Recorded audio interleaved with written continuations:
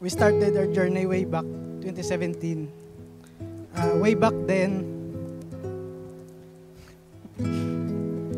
very simple lang kita. Happy kag contented to the things that what we have. Mahal, pangako ko sa'yo, ang iyong ngiti mananatili. Dear Lyndon, B, 11 years ago, our paths crossed when a friend introduced me to you. Never did I imagine that the quiet guy who barely smiled during that introduction will one day become my husband. Pasensyahan mo na. I know she's found someone who truly sees her, cherishes her, and always stand by her through everything. Bituin ay mapapara. Na-witness naton ang mga setbacks, breakthrough kag achievements sang isa kag isa. During my hard times and doubts sa akon kagalingon, ikaw lang gid ang tao nga mambalan ko sa akon nga mga frustrations. The same man who once showed no interest in me is now the one who stood before God, our family, and our closest friends to promise his love for me and all his heart and his commitment to stay with me forever. Buhay ko sa'yo'y ibibigay. Mahal, hanggang sa dulo ng buhay, ako pa rin ang iyong Nangin patient ka sa akon, kag gina-lift up mo ko every time nga gaka-frustrate ko sa akong kagalingon. humina man ang iyong pandinig. Gabi-gabi. Thank you. Gwapa-gwapa. B, a part of me always knew it's going to be you.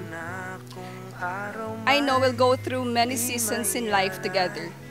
From chasing our dreams, to facing challenges, to growing older, and maybe becoming a little less cute than we are now.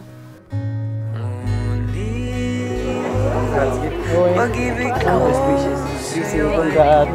But through every season, good or bad, easy or hard, one thing will always remain the same. Your genuine love and care for me. Huwag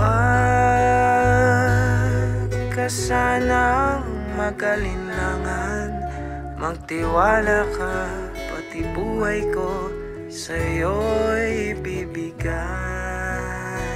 Bangot yung nga indestructible, indissoluble, unbreakable, binding, and permanent because it was God, and it is God, and it will be God. Nga mo mag-sustain sa ginatawag nga marriage covenant. Then dito ko na-realize nga during those times, it is very important that you have a partner who will listen to you, who will lift you up when you are down, who will encourage you and motivates you to do better every single day. Kasalukuyang iniibig ka. Di Pagkabuot kag magpangabuhi sang tadlong. Mapa, salamat gid sa pag-guide sa amon nga mag-ululutod. Kung ano man, kag diin kami subong tungod din na sa inyo. Salamat sa inyong sakripisyo. Kay ginhimo nyo gid ang inyong responsibilidad bilang ginikanan. Kabay magimayo ka sa imong journey. Tatapon mo ang imo asawa kag sa ulihi ang imo mga kabataan. Kabay maging mayuhan ka. di karamihan ang ari-ari. Galigin prepare sa ni Lord sang isa ka para sa isa ka taho nga para gid sa iya nga i-cherish gid siya planggaon gid siya. I see the way he looks at her like she's the only person in the room. You've taught me that love doesn't have to be loud or complicated. It can be quiet yet steady, shown through patience and kindness. You've made me feel like the most loved, cherished, and seen person in the world. Magpakailanman man ika'y tatabihan, sasamahan ko ang iyong Thank you for loving loving me exactly as I am.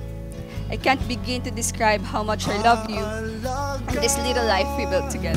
Ladies and gentlemen, may I present to you Mr. and Mrs. Lyndon and Chrissy Iwaya. Natuman gid ang dream mo nga makapangita sang lalaki nga planggaon ka gid and will there for you to the rest of your life. Congratulations, Lyndon and Chrissy. Ang importante, kay Chindian ay kamo kag isa pa kay importante, ginaintindi mo sa. Amen, amen, amen. Stay happy forever na gid ya. Stay lovely. To me, you are my missing piece. Every time nga upunta ka, I feel the joy and the peace. It's like I can do all things with you. Huwag ginayang problema ng mga mapamana. Kaya buo. Akong salamat kung nakatupak ka kay Lyndon kay way labot nga mabuot. May ubra. Daw secure ka gije.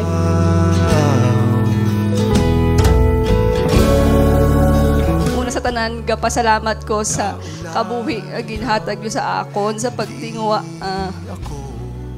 pagpatapos sa akon eskwela kag sa mga utod ko.